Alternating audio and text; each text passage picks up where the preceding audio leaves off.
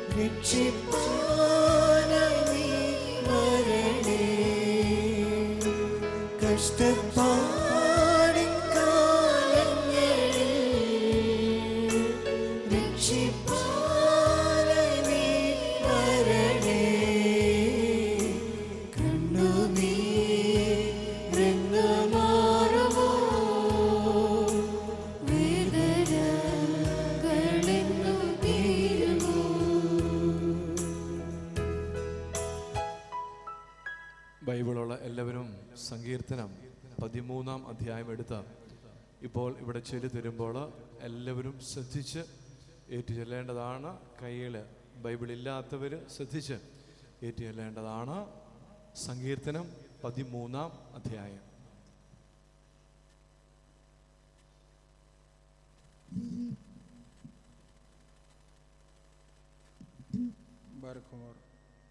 യഹോവേ, എത്രത്തോളം നീ എന്നെ മറന്നുകൊണ്ടിരിക്കും? നീ എത്രത്തോളം നിന്റെ മുഖത്തെ ഞാൻ കാണാതെ വണ്ണം മറയ്ക്കും? എത്രത്തോളം ഞാൻ എൻ്റെ ഉള്ളിൽ വിചാരം പിടിച്ച് എൻ്റെ ഹൃദയത്തിൽ ദിവസം പ്രതി ദുഃഖം അനുഭവിക്കേണ്ടി വരും? എത്രത്തോളം എൻ്റെ ശത്രു എൻ്റെ മേൽ ഉയർന്നിരിക്കും? എൻ്റെ ദൈവമായ യഹോവേ, കടാക്ഷിക്കണമേ, എനിക്ക് ഉത്തരമരുളണമേ. ഞാൻ മരണനിദ്ര പ്രാപിക്കാതിരിപ്പാൻ എൻ്റെ കണ്ണുകളെ പ്രകാശിപ്പിക്കണമേ. ഞാൻ അവനെ തോൽപ്പിച്ചു കളഞ്ഞു എന്ന് എൻ്റെ ശത്രു പറയരുത്. ഞാൻ ഭ്രമിച്ചു പോകുന്നതിനാൽ എൻ്റെ വൈരികൾ ഉല്ലസിക്കുകയുമരുത്. ഞാനോ നിൻ്റെ കരുണയിൽ ആശ്രയിക്കുന്നു. എൻ്റെ ഹൃദയം നിൻ്റെ രക്ഷയിൽ ആനന്ദിക്കും. യഹോവ എനിക്ക് നന്മ ചെയ്തിരിക്കുന്നതുകൊണ്ട് ഞാൻ അവനെ പാട്ടുപാടും. ദൈവമേ, സ്തുതിക്ക് യോഗ്യമാകുന്നു. ബാരക്കുമോ.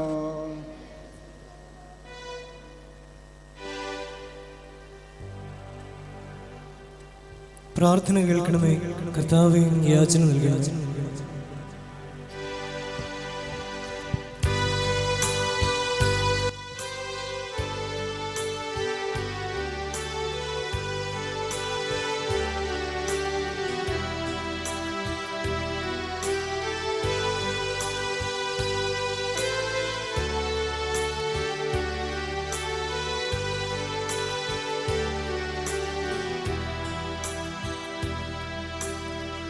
പ്രാർത്ഥന കേൾക്കണമേ. കർത്താവേ, യാചന നൽകണമേ. കർത്താവേ, യാചന നൽകണമേ. പ്രാർത്ഥന കേൾക്കണമേ. കർത്താവേ, യാചന നൽകണമേ. കർത്താവേ, യാചന നൽകണമേ.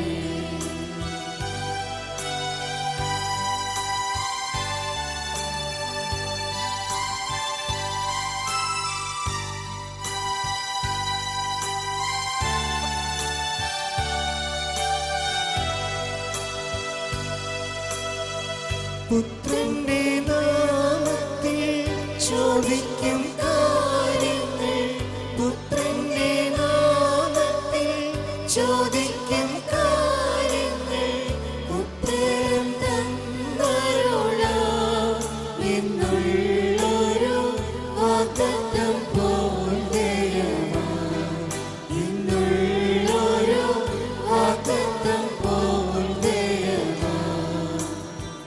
പ്രാർത്ഥന കേൾക്കണമേ കർത്താവേ, യാചന നൽകണമേ കർത്താവേ, യാചന നൽകണമേ.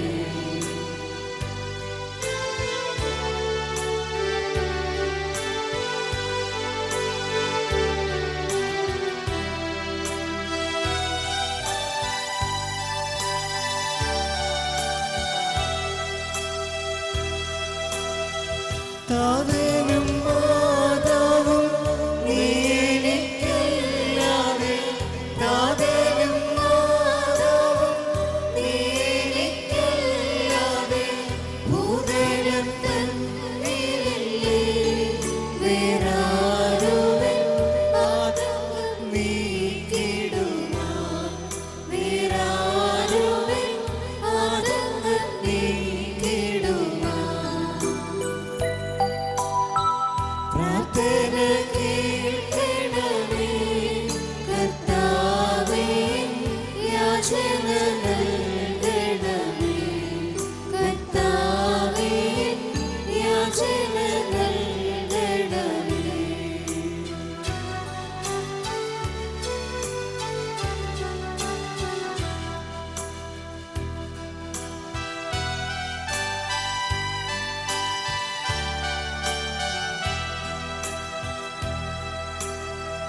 നിത്യതയിൽ നിന്നുള്ള അത്യന്ത സ്നേഹത്താൽ, നിത്യതയിൽ നിന്നുള്ള അത്യന്ത സ്നേഹത്താൽ ശത്രുതയെ അകറ്റി എനിക്കുമേ പുത്രത്വം തന്നതിനാൽ, എനിക്കുമേ പുത്രത്വം തന്നതിനാൽ.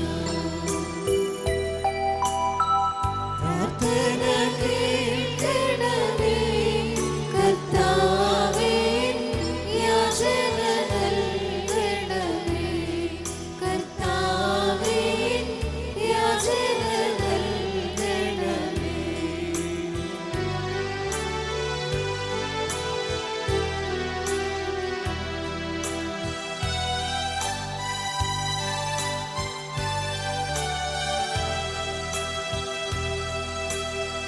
സ്വന്തം കുമാരനെ ആദരിക്കാതെന്നെ, സ്വന്തം കുമാരനെ ആദരിക്കാതെന്നെ സിന്ധുസമം കരിഞ്ഞ സംപ്രീതിയോ തന്തികെ ചേർന്നിടുന്നേ, സംപ്രീതിയോ തന്തികെ ചേർന്നിടുന്നേ.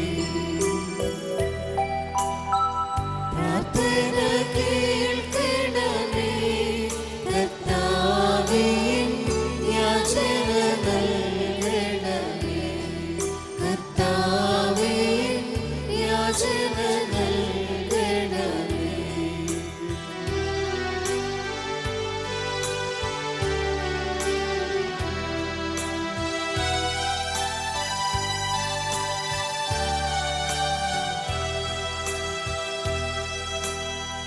കള്ളന്റെ യാചന കേട്ടുള്ള വിജ്ഞാനി, കള്ളന്റെ യാചന കേട്ടുള്ള വിജ്ഞാനി തുല്യമില്ലാതെയോ പിതാവേ നല്ലവനേ സദയം, പിതാവേ നല്ലവനേ സദയം. പ്രാർത്ഥന കേൾക്കണമേ കർത്താവേ, യാചന നൽകണമേ കർത്താവേ, യാചന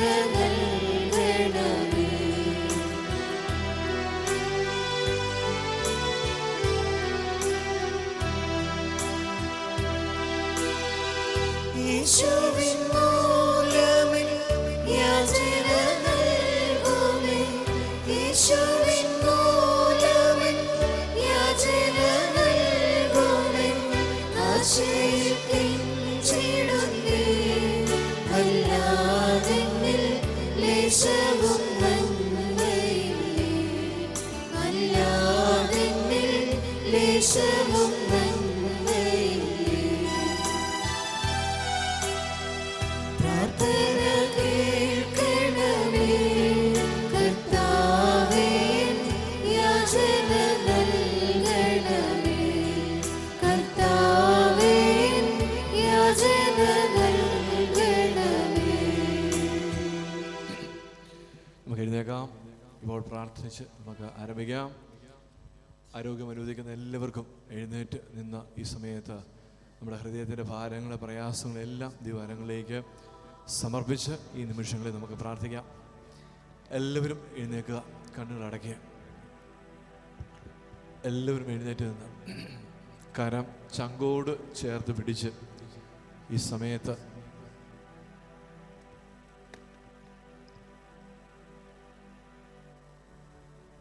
കരം ചങ്കോട് ചേർത്ത് പിടിച്ച് ഈ സമയം നമുക്ക് പ്രാർത്ഥിക്കാം. എല്ലാവരും കണ്ണുകൾ അടയ്ക്കാം. ചുറ്റും നിൽക്കുന്ന ആരെയും ശ്രദ്ധിക്കേണ്ട ആവശ്യമില്ല. ഞാനും എൻ്റെ ദൈവവും മാത്രമായിട്ടുള്ള ഒരു സംഭാഷണം. എൻ്റെ ഭാരങ്ങൾ, എൻ്റെ പ്രയാസങ്ങൾ, എൻ്റെ വേദനകളെല്ലാം എൻ്റെ ദൈവത്തിൻ്റെ കരങ്ങളിലേക്ക് സമർപ്പിച്ച് ഞാൻ പ്രാർത്ഥിക്കുന്ന നിമിഷങ്ങൾ.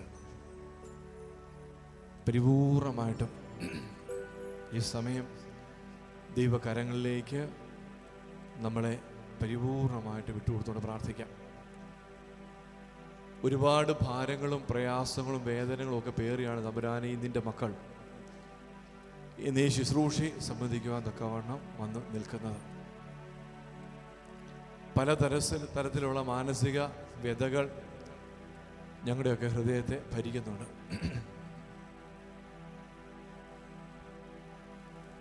ഈ സമയം പരിപൂർണമായിട്ട് കർത്താവിൻ്റെ ചങ്കിനോട് ചേർത്ത് നമ്മുടെ ചങ്കിനെ വെച്ച് നമുക്ക് പ്രാർത്ഥിക്കാം. തമ്പുരാനെ, നീ അല്ലാതെ മുട്ടാൻ മറ്റൊരു വാതിലില്ല. നീ അല്ലാതെ വിളിച്ചപേക്ഷിക്കാൻ മറ്റൊരു നാമവുമില്ല. ജീവിതത്തിൽ ബാക്കിയുള്ള എല്ലാ ചിന്തകളെയും, ഒരുപാട് പ്രശ്നങ്ങൾ നമ്മുടെ തലയ്ക്കകത്ത് കിടപ്പുണ്ട്, എല്ലാം മാറ്റിവെക്കുക. പരാജയങ്ങൾ എല്ലാം മാറ്റിവെക്കുക. അങ്ങനെ പരിപൂർണമായിട്ടും ഈ സമയം ദൈവകരങ്ങളിലേക്ക് നമ്മളെ തന്നെ വിട്ടുകൊടുത്തോണ്ട് പ്രാർത്ഥിക്കാം.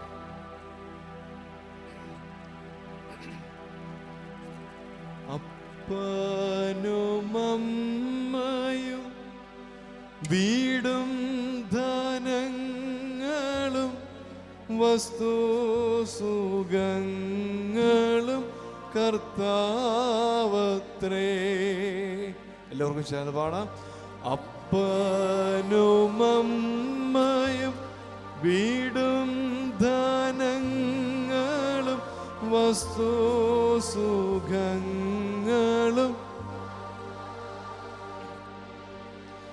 പൈതൽ പ്രായം മുതലിന്നേവരെ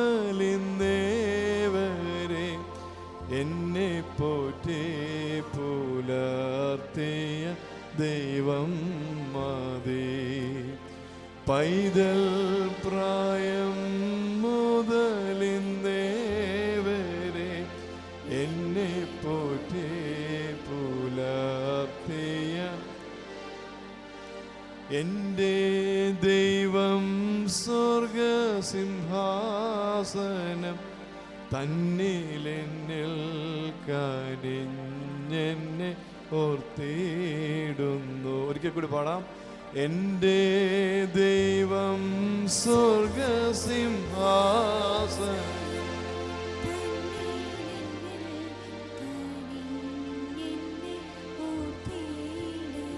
ആരും സഹായമിൽ എല്ലാവരും പാരിൽ കണ്ടും കാണാതെയും പോകുന്നവ. ആരും സഹായമിൽ എല്ലാവരും പാരിൽ കണ്ടും കാണാതെ പോകുന്നവർ. എന്നാലെനിക്ക് സഹായകൻ വാനിലുണ്ടെന്നറിഞ്ഞതിലുല്ലാസമേ. എന്നാലെനിക്കൊരു സഹായകൻ വാനിലുണ്ടെന്നറിഞ്ഞതിലുല്ലാസമേ. എൻ്റെ ദൈവം സ്വർഗസിംഹാസനം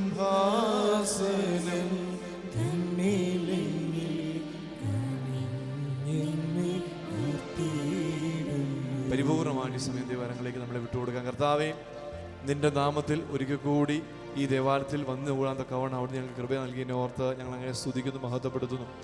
ഞങ്ങളുടെ ജീവിതത്തിൻ്റെ ഓരോ മേഖലകളെ അങ്ങേ കരങ്ങളിലേക്ക് സമർപ്പിച്ച് പ്രാർത്ഥിക്കുന്നു. തമ്പുരാനെ, ഇന്ന് വിശുദ്ധ കുർബാന വഴിയും ഈ ശുശ്രൂഷ വഴിയും നിന്റെ തിരുസന്നിധിയെ സമർപ്പിച്ചുകൊണ്ടിരിക്കുന്ന ഓരോ പ്രാർത്ഥനാ വിഷയങ്ങളെയും ഈ സമയം അങ്ങേ കരങ്ങളിലേക്ക് സമർപ്പിച്ച് പ്രാർത്ഥിക്കുന്നു. എല്ലാത്തിന്മേലും സ്വർഗം തുറക്കപ്പെടാൻ വേണ്ടി പ്രാർത്ഥിക്കുന്നു. പ്രത്യേകമായ കാരുണ്യം ചൊരിയപ്പെടാൻ വേണ്ടി പ്രാർത്ഥിക്കുന്നു. ഓ പരിശുദ്ധാത്മാവാം ദൈവമേ, എല്ലാ നിർജീവാവസ്ഥയിലേക്കും ഈ സമയം പരിശുദ്ധാത്മാവ് കടന്നു വരുവാൻ വേണ്ടി ആഗ്രഹിച്ച് കൊതിച്ച് ഞങ്ങൾ പ്രാർത്ഥിക്കുകയാണ്. ഓരോ നിർജീവമായിരിക്കുന്ന ഹൃദയത്തിലേക്കും ഈ നിമിഷങ്ങളിൽ പരിശുദ്ധാത്മാവ് ഇറങ്ങി വരട്ടെ, ഇറങ്ങി വരട്ടെ. സ്വർഗം ചായച്ച് ആത്മാവിൻ്റെ ശക്തമായ അഭിഷേകം ഓരോ വ്യക്തികൾക്കും വ്യക്തമായിട്ട് ഈ നിമിഷങ്ങളിൽ ഉണ്ടാകാൻ വേണ്ടി തമ്പുരാനെ പ്രാർത്ഥിക്കുന്നു. ഞങ്ങളുടെ ബലഹീനതകളെ, പ്രാർത്ഥനയിലുള്ള ഞങ്ങളുടെ കുറവുകളെ എല്ലാം അങ്ങേ കരങ്ങളിലേക്ക് സമർപ്പിച്ച് പ്രാർത്ഥിക്കുകയാണ്. കർത്താവേ, ഒരുപാട് ബലഹീനതകളും കുറവുകളും പേറി മാത്രം നിന്റെ മുമ്പിൽ ഞങ്ങൾ വന്ന് നിൽക്കുമ്പോൾ ഈ നിമിഷങ്ങളിൽ കർത്താവേ, അവിടുത്തെ ഉന്നതമായ പരിശുദ്ധാത്മാവിൻ്റെ അഭിഷേകം അവിടുത്തെ വിശിഷ്ട ഓഹരിയായിരിക്കുന്ന ഓരോ മക്കളിലേക്കും അവിടെ നയിക്കണമേ എന്ന് പ്രാർത്ഥിക്കുന്നു. പരിശുദ്ധാത്മാവ് ഇറങ്ങി വന്ന ഞങ്ങളുടെ എല്ലാ നിർജീവാവസ്ഥയും ഈ സമയം ശക്തീകരിക്കട്ടെ. ബലഹീന അവസ്ഥകളെ ശക്തീകരിക്കട്ടെ. മനസ്സിൻ്റെ വെങ്ങലുകളെ, ഭാരങ്ങളെല്ലാം പ്രത്യാശയുടെ അനുഭവങ്ങളാക്കി മാറട്ടെ. എല്ലാം നിരാശയുടെ അനുഭവങ്ങൾ മാറട്ടെ. കർത്താവേ, ഈ മക്കളെ അവിടുന്ന് തൊടണമേ എന്ന് പ്രാർത്ഥിക്കുകയാണ്. ഈ നിമിഷങ്ങളിൽ അവിടുത്തെ ആണിപ്പഴുത്തുള്ള ഉള്ളംകൈ ഓരോ മക്കളുടെയും നെറുകയിൽ ഈ നിമിഷങ്ങളിൽ വെക്കപ്പെടാൻ വേണ്ടി പ്രാർത്ഥിക്കുന്നു. കർത്താവേ, കരുണയായിരിക്കണമേ. കർത്താവേ, നീതിക്ക് വേണ്ടിയല്ല, കരുണയ്ക്ക് വേണ്ടിയാണ് ഞങ്ങൾ യാചിക്കുന്നത്. ഒരുപാട് പാപത്തിന്റെ അവസ്ഥയിലൂടെ, ഒരുപാട് മ്ലേച്ഛതയുടെ അവസ്ഥയിലൂടെ, ഒരുപാട് കുടില തന്ത്രങ്ങളുടെ അവസ്ഥയിലൂടെ, പാപകരമായ അവസ്ഥയിലൂടെ കർത്താവേ, നാവിനെ പാപം ചെയ്ത്, കണ്ണുകൊണ്ട് പാപം ചെയ്ത്, ഹൃദയം കൊണ്ട് പാപം ചെയ്ത്, കൈ കൊണ്ട് പാപം ചെയ്ത്, കാലുകൾ കൊണ്ട് പാപം ചെയ്ത്, തമ്പുരാനെ ഒരുപാട് പാപത്തിന്റെ ചെളിക്കുണ്ടിൽ കടന്ന് ഒഴുകി കർത്താവെ ജീവിക്കുന്ന മക്കളായിരിക്കുന്ന ഞങ്ങളോട് ഈ നിമിഷങ്ങളിൽ അവിടുന്ന് കരുണ കാണിക്കണമേ എന്ന് പ്രാർത്ഥിക്കുകയാണ്. ആ പന്നിക്കുഴിയിൽ കിടന്ന മുടിയനായ പുത്രൻ തൻ്റെ അപ്പനെ കുറിച്ച് ഓർത്തതുപോലെ ഈ പാപകരമായ അവസ്ഥയിൽ കടന്ന് കർത്താവേ, ഞങ്ങളെല്ലാവരും നിന്നെ കുറിച്ച് ഓർക്കുകയാ. എൻ്റെ അപ്പൻ്റെ സ്നേഹത്തെ കുറിച്ച് ഞാൻ ഓർക്കുകയാ. ഒരു കാലം എനിക്കും ഉണ്ടായിരുന്നു, നന്നായിട്ട് പ്രാർത്ഥിച്ചിരുന്ന ഒരു കാലം, നന്നായിട്ട് ഒരുക്കത്തോടുകൂടി വിശുദ്ധ കുർബാനയെ സംബന്ധിച്ചിരുന്ന ഒരു കാലഘട്ടം, നന്നായിട്ട് കണ്ണുനീരോടെ പ്രാർത്ഥിക്കാൻ സാധിച്ചിരുന്ന ഒരു കാലഘട്ടം, നിഷ്കളങ്കമായിട്ട് ചിരിക്കുവാൻ സാധിച്ചിരുന്ന ഒരു കാലഘട്ടം, ആരോടും പിണക്കങ്ങളില്ലാതെ, ആരോടും പരിഭവങ്ങളില്ലാതെ, സംതൃപ്തിയോടും മാനസികമായ സമാധാനത്തോടും ആന്തരിക സന്തോഷത്തോടും ജീവിച്ചിരുന്ന ഒരു കാലഘട്ടം പൊന്നു കർത്താവേ ഞങ്ങളുടെ ജീവിതത്തിലും ഉണ്ടായിരുന്നു. ഇന്ന് പാപം മൂലം ഹൃദയം കല്ലുപോലെ കഠിനമായി പോയി, മറ്റുള്ളവരെ വിധിച്ച്, മറ്റുള്ളവരെ പരിഹസിച്ച്, മറ്റുള്ളവരെ നിന്ദിച്ച്, സ്വയം പാപത്തിന്റെ മേഖലയിലൂടെ വിഹരിച്ച് തമ്പുരാനെ നിന്നിൽ നിന്ന് അകന്നുപോയി നാമമാത്ര ക്രിസ്ത്യാനികളായിട്ട് മാത്രമായിരിക്കുന്ന ഞങ്ങൾ നിന്റെ തിരുസന്നിധിയിൽ വന്ന അനുഗ്രഹങ്ങൾ ചോദിക്കുവാൻ ഒരു അർഹതയിലുമില്ലാത്ത ഞങ്ങൾ ഈ നിമിഷങ്ങളിൽ അങ്ങേ കരങ്ങളിലേക്ക് പരിപൂർണമായിട്ടും ഞങ്ങളെ വിട്ടുകൊടുക്കുകയാ. വചനം പറയുന്നുണ്ട്, ചുങ്കക്കാരനും പരീശനും കൂടെ പ്രാർത്ഥിക്കാൻ പോയി. ചുങ്കക്കാരൻ ചങ്ക് പൊടിഞ്ഞ് ദൂരെ മാറി നിന്നുകൊണ്ട് തലയുയർത്തുവാൻ പോലുമുള്ള ശക്തിയില്ലാതെ, പശ്ചാത്താപം കൊണ്ട്, അനുതാപം കൊണ്ട് അവന്റെ തല താന്നിരിക്കുക. ദൂരെ മാറിയുന്ന തമ്പുരാനെ, നിന്റെ മുഖത്തേക്ക് നോക്കുവാൻ, നിന്റെ മുമ്പിൽ മുഖം ഉയർത്തി നിൽക്കുവാനുള്ള പ്രാപ്തിയോ അർഹതയോ പോലും എനിക്കില്ല. പരീക്ഷനാകട്ടെ ധാർഷ്ട്യത്തോടുകൂടി ദൈവതിരുസന്നിധി വന്ന് ചങ്കം വിരിച്ചു നിന്ന തമ്പുരാനെ ഞാൻ ഉപവസിക്കുന്നുണ്ട്, പ്രാർത്ഥിക്കുന്നുണ്ട്, കൃത്യമായിട്ട് ദശാംശം കൊടുക്കുന്നുണ്ട്. ഇവിടെ സ്വർഗം തുറക്കപ്പെടുന്നത് പാവപ്പെട്ട ആ ചുങ്കക്കാരന് മുമ്പിലാണ്. ഈ നിമിഷങ്ങളിൽ ഞങ്ങളും ചെയ്യാൻ പാടില്ലാത്ത പലതും ചെയ്തിട്ടുണ്ട് തമ്പുരാനെ, കാണാൻ പാടില്ലാത്ത പലതും കണ്ടിട്ടുണ്ട് തമ്പുരാനെ, സഞ്ചരിക്കാൻ പാടില്ലാത്ത പല വഴികളിലൂടെ ഞങ്ങൾ സഞ്ചരിച്ചിട്ടുണ്ട് തമ്പുരാനെ. ഈ നിമിഷങ്ങളിൽ കർത്താവിന് പ്രത്യേകമായ കാരുണ്യത്തിന് വേണ്ടി ആഗ്രഹിച്ച് പ്രാർത്ഥിക്കുന്നു. കർത്താവിന് പ്രത്യേകമായ കാരുണ്യത്തിന് വേണ്ടി ഈ സമയം ആഗ്രഹിച്ച് പ്രാർത്ഥിക്കുന്നു. അത്ഭുതകരമായിട്ട് ഓരോ ദിവസവും ഓരോ നിമിഷവും എന്നെ താങ്ങിപ്പോറ്റി വളർത്തുന്നത് ദൈവമുണ്ട്. ആ ദൈവം ഇന്ന് ഈ നിമിഷങ്ങളിൽ ഇപ്പോൾ ഇവിടെ നിൽക്കുന്ന എല്ലാവരോടുമായിട്ട് പറയാം, നിനക്ക് ഞാനുണ്ട്. ഈ സമയം കണ്ണുനീരോടെ പ്രാർത്ഥിക്കും. നിങ്ങൾ നിൽക്കുന്നത് ദേവാലയത്തിലാണ്, ഒക്കെ സംബന്ധിച്ചു, പക്ഷേ അതിലുപരി തമ്പുരാന്റെ മുമ്പിലാണ് നിൽക്കുക, കർത്താവിന്റെ മുമ്പിൽ, അപ്പന്റെ മുമ്പിലാണ് നിൽക്കുക. അതുകൊണ്ട് പൂർണ്ണമായിട്ട് ദൈവകരങ്ങളിലേക്ക് സമർപ്പിച്ച് പ്രാർത്ഥിക്കുക. ഈ സമയം കർത്താവ് നമ്മുടെ ചെവിയിൽ മന്ത്രിക്കുന്നുണ്ട്, കുഞ്ഞേ നിനക്ക് ഞാനുണ്ട്. നിന്റെ കണ്ണ് ഇന്നിവിടെ നിറഞ്ഞ് ഒരു തുള്ളി കണ്ണുനീരിവിടെ വീണാൽ അതിനു പകരം നിന്റെ ജീവിതത്തിൽ അനുഗ്രഹത്തിന്റെ മഴ പെയ്യിക്കുവാൻ പ്രാപ്തനായ ദൈവം ഇവിടെയുണ്ട്. നിന്റെ കുറവുകളും നിന്റെ ബലഹീനതകളും പാപാവസ്ഥകൾ, ജീവിതത്തിൽ നീ ഏൽക്കേണ്ടി വരുന്ന നിന്ദകള്, പരിഹാസങ്ങള്, കുത്തുവാക്കുകള്, വേദനിപ്പിക്കുന്ന ഓരോ മുറിവുകളും ഈ സമയം ദൈവകരങ്ങളിലേക്ക് സമർപ്പിക്കുക. തമ്പുരാൻ നമ്മളെ ഓരോരുത്തരെയും തൊടട്ടെ. തമ്പുരാൻ നമ്മളെ ഓരോരുത്തരെയും തൊടട്ടെ. കർത്താവേ, ഈ നിമിഷങ്ങളിൽ പരിശുദ്ധ അമ്മയുടെ പ്രത്യേകമായ സാന്നിധ്യം ഞങ്ങൾ കൊതിച്ച് ആഗ്രഹിച്ച് പ്രാർത്ഥിക്കുന്നു.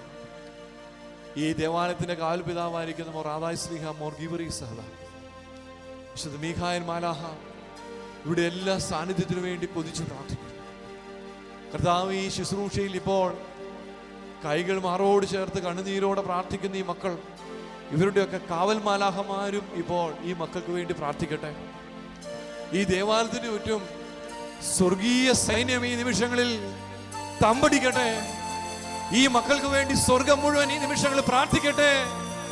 സ്വർഗം തുറക്കപ്പെടട്ടെ.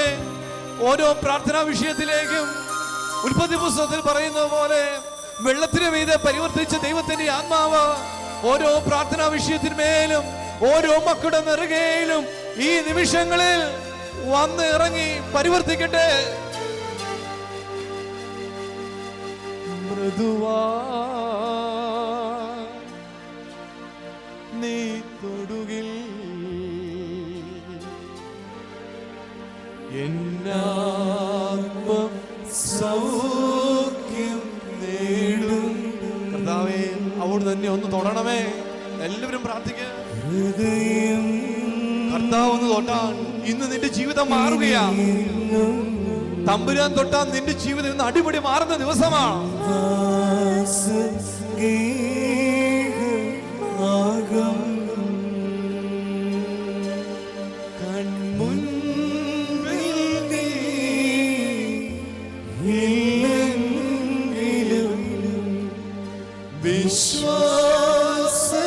വിശ്വാസത്താലെ കാണുന്നിതാ മൃദുവായി നീ തൊടുകേ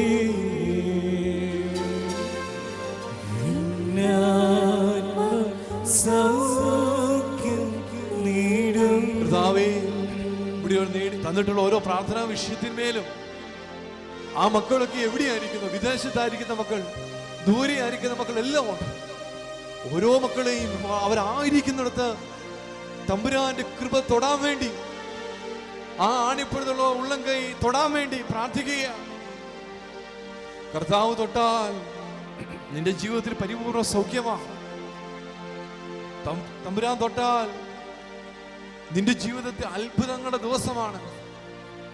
തമ്പുരാൻ തൊട്ടാൽ പിന്നെ നിന്റെ ജീവിതത്തിൽ നീ കരയുകയില്ല. ഈ സമയം ആത്മാർത്ഥമായിട്ട് കണ്ണുനീരോടെ നിന്റെ മുമ്പിൽ ദൈവം നിൽപ്പുണ്ട്. നീ പറയുന്ന ഓരോ വാക്കുകളും, നിന്റെ ഹൃദയത്തിന്റെ ഓരോ സ്പന്ദനങ്ങളും ദൈവം വ്യക്തമായിട്ട് അറിയുന്നുണ്ട്. ഇന്ന് ഈ ദേവാലയത്തിൽ കണ്ണുനീർത്തുള്ളികൾ വീഴുമ്പോൾ ഈ ദേവാലയത്തിൽ സ്വർഗം തുറന്ന അനുഗ്രഹത്തിന്റെ മഴ പെയ്യുന്ന ദിവസമാണ്. അതുകൊണ്ട് എല്ലാവരും കണ്ണുനീരോടെ പ്രാർത്ഥിക്കും. ഒരിക്കൽ കൂടി, കൺമുൻപിൽ നീ ഇല്ലെങ്കിലും വിശ്വാസത്താലെ കാണുന്നിതാ, മൃദുവായി നീ തൊടുകേ സൗഖ്യം നേടും.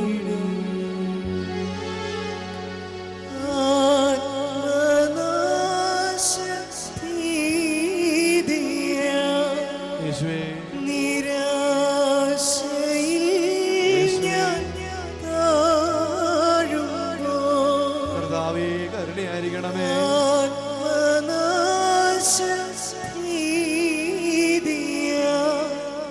നിരാശയിൽ ഞാൻ താഴുമ്പോൾ അഭയം നീ ഏകി, മുറിവിൽ തഴുകി എൻ മോക്ഷം നീയല്ലോ. മൃദുവായി നീ തൊടുകേ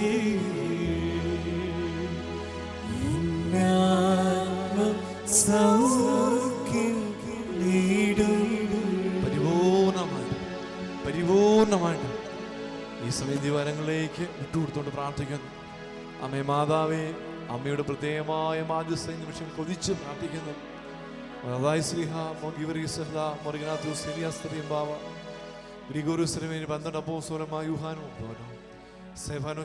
എല്ലാവരുടെയും മാധ്യസ്ഥ ശ്രദ്ധപ്പെടുന്നു. പിതാവിന്റെ പുത്രന്റെയും പരിശുദ്ധ റൂഹായുടെ നാമത്തിൽ തന്നെ. എല്ലാവർക്കും സ്വസ്ഥാനങ്ങളിരിക്കും. ത്രിയേക ദൈവതിരുനാമത്തിന് മഹത്വം ഉണ്ടായിരിക്കട്ടെ. അല്പസമയത്തെ ചിന്തയ്ക്കായിട്ട് എടുക്കുന്ന വചനഭാഗം 73-ാം സങ്കീർത്തനമാണ്. 73-ാം സങ്കീർത്തനം 22 മുതൽ 25 വരെയുള്ള 24 വരെയുള്ള വചനഭാഗമാണ് എടുക്കുക. ഞാനൊന്ന് വായിക്കാം. ബൈബിളുള്ള എല്ലാവരും എടുക്കുക. 73-ാം സങ്കീർത്തനം 22, 23, 24 വചനം. ആസഫ് എഴുതുന്ന സങ്കീർത്തനമാണ്. ആസഫ് ഇങ്ങനെ പ്രാർത്ഥിക്കുന്നു: കർത്താവേ, ഞാൻ പൊട്ടനും ഒന്നും അറിയാത്തവനുമായിരുന്നു. നിന്റെ മുമ്പിൽ മൃഗം പോലെയായിരുന്നു. എന്നിട്ടും ഞാൻ എപ്പോഴും നിന്റെ അടുക്കൽ ഇരിക്കുന്നു. നീ എന്നെ വലങ്കൈക്ക് പിടിച്ചിരിക്കുന്നു. നിന്റെ ആലോചനയാൽ നീ എന്നെ നടത്തും. പിന്നത്തേതിൽ മഹത്വത്തിലേക്ക് നീ എന്നെ കൈക്കൊള്ളും. 4 കാര്യങ്ങൾ ഇവിടെ ആസഫ് പറയുകയാണ്. പ്രിയപ്പെട്ടവരെ, ഈ വചനം നല്ല ധ്യാനിക്കാൻ പറ്റിയ ഒരു അധ്യായമാണ് 73-ാം സങ്കീർത്തനം എന്ന് പറയുക. ഇദ്ദേഹം തുടങ്ങുന്നത്, ഞാൻ പൊട്ടനാണ്, ഒന്നും അറിയാത്തവനാണ്. ഞാൻ മൃഗതുല്യനായിട്ട് നിന്റെ മുമ്പിൽ നിന്നു. എന്താ ഇതിന്റെ അർത്ഥം?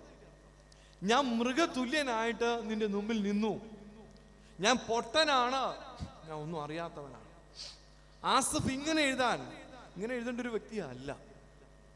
ഒരു ജ്ഞാനിയായ മനുഷ്യനാ, വിവരമുള്ള മനുഷ്യനാ.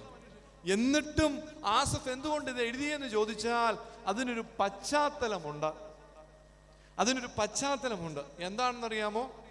ആസഫ് ആരാണെന്ന് ആദ്യം കാണണം.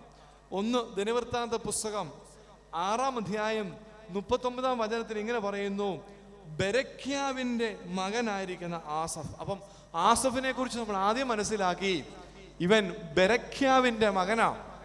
2, 1 ദിനവൃത്താന്ത പുസ്തകം 15-ാം അധ്യായം 19-ാം വാക്യത്തിൽ ഇങ്ങനെ കാണുന്നു, താമരം കൊണ്ടുള്ള കൈത്താളം ഉപയോഗിക്കുന്നതിന് അവനെ ദൈവം തെരഞ്ഞെടുത്തിരുന്നു.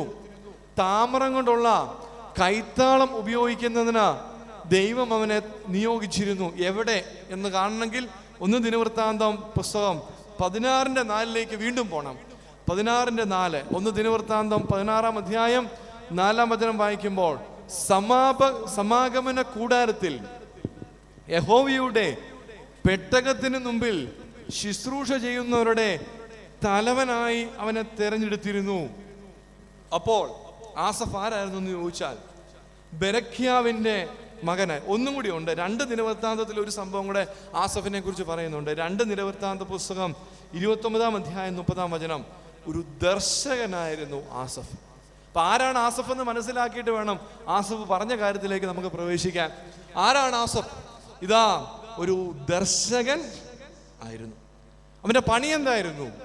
അവന്റെ പണി എന്ന് പറയുന്നത് സമാഗമന കൂടാരത്തിൽ സാക്ഷ്യപ്പെട്ടകത്തിന് മുമ്പിൽ ശുശ്രൂഷ ചെയ്യുന്നവരുടെ തലവനായിരുന്നു അവൻ. അപ്പം നിസ്സാരക്കാരനല്ല, തലവനാ.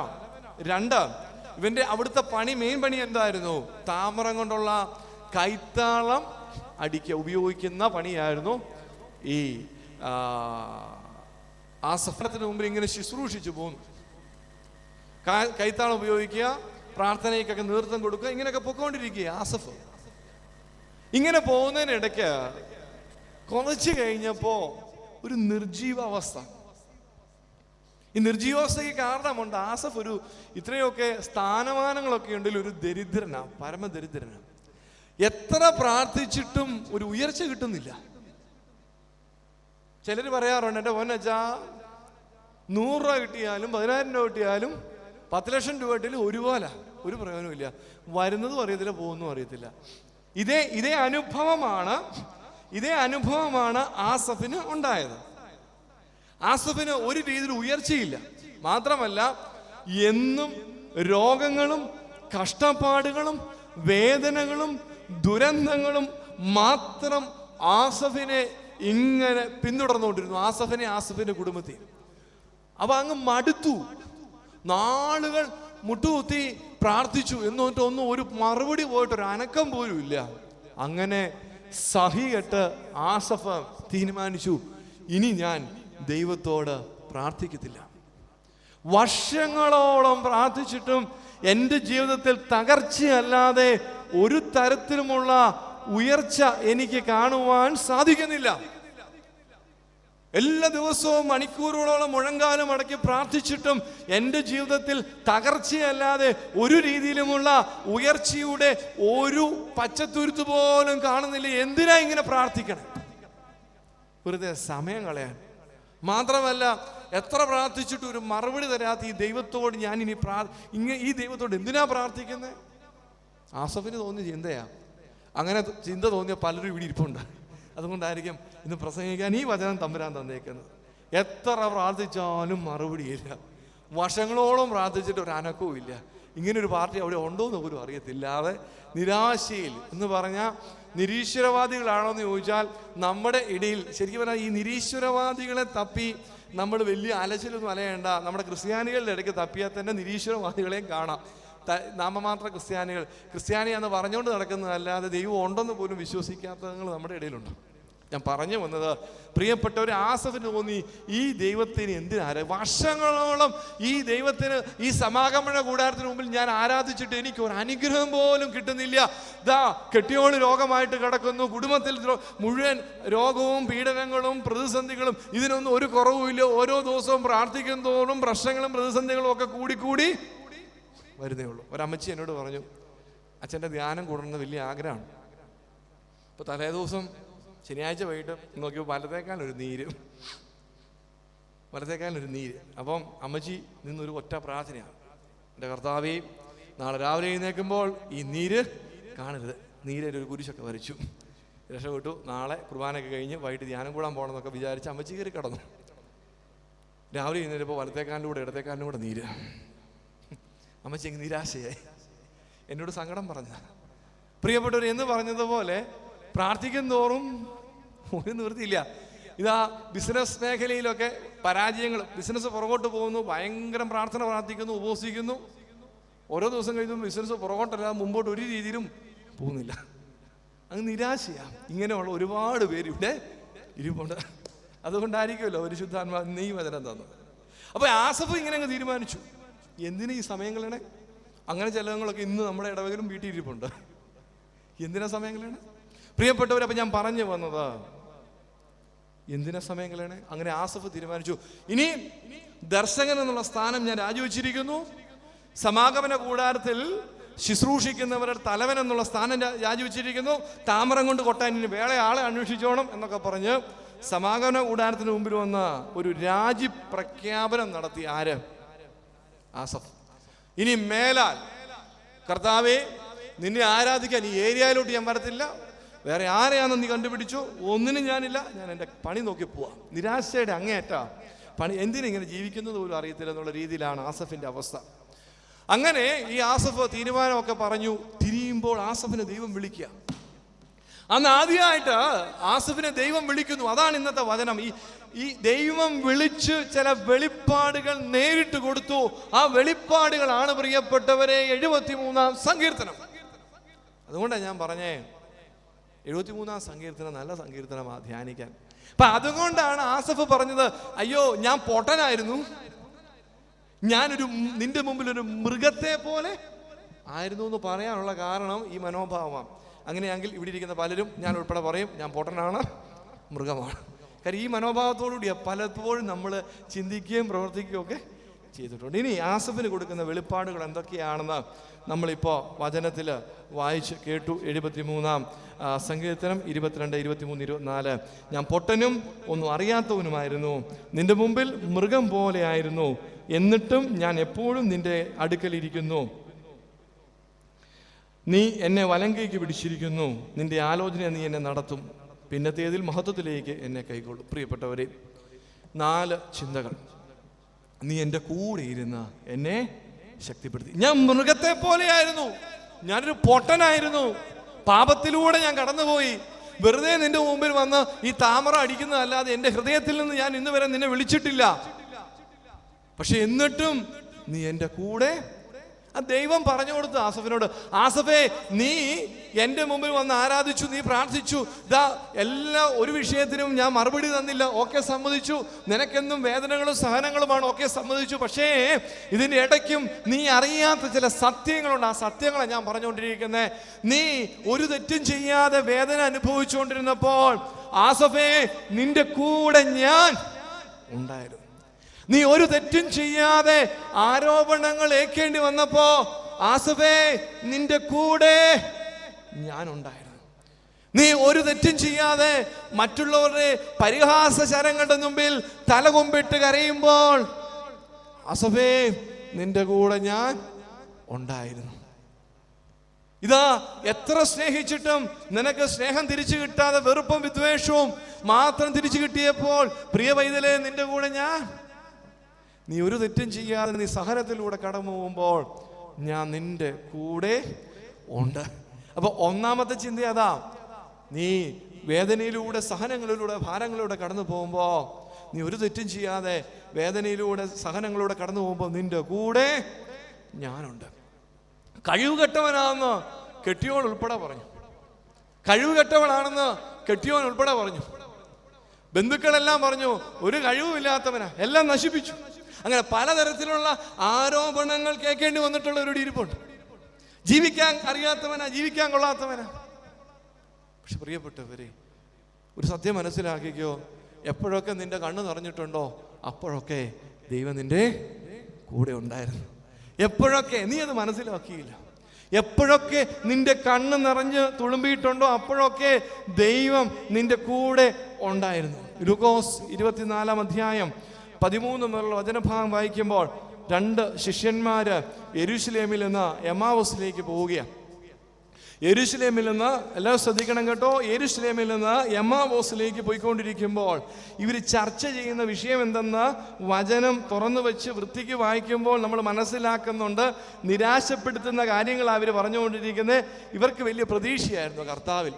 അവനിപ്പോൾ രാജ്യം സ്ഥാപിക്കും, ഞങ്ങളെല്ലാം ധനമന്ത്രി, ആഭ്യന്തരമന്ത്രി, മുഖ്യമന്ത്രിയൊക്കെ ആയിത്തീരും എന്നുള്ള രീതിയിൽ വലിയ മന്ത്രിമാരൊക്കെ ആയിത്തീരും, ഞങ്ങൾ ഈ രാജ്യവും ഈ ലോകം മുഴുവൻ ഭരിക്കുമെന്നുള്ള പ്രതീക്ഷയിലായിരുന്നു സ്ത്രീഹന്മാർ. പക്ഷേ ഒരു കുറ്റവാളിയെ പോലെ അവൻ കാൽവരി ക്രൂശിൽ യാഗമായപ്പോൾ ഇവരുടെ സ്വപ്നങ്ങളെല്ലാം തകർന്ന് തരിപ്പണമായി, ഇവരങ്ങ് തകർന്ന് അടിഞ്ഞുപോയി. അതുകൊണ്ട് നിരാശപ്പെട്ട് നിരാശയുടെ പടുകുഴിയിൽ, കാര്യം എന്താ, വെറുതെ അതിയാൻ്റെ പുറകെ നടന്നു. കാരണം ഇന്ന് ഈ ലോകം മുഴുവൻ തങ്ങൾക്ക് എതിരായി അല്ലേ. സ്ത്രീഹന്മാരെ കണ്ട അപ്പം പിടിക്കാൻ ചുറ്റും നടക്കുകയാണ് ആര്?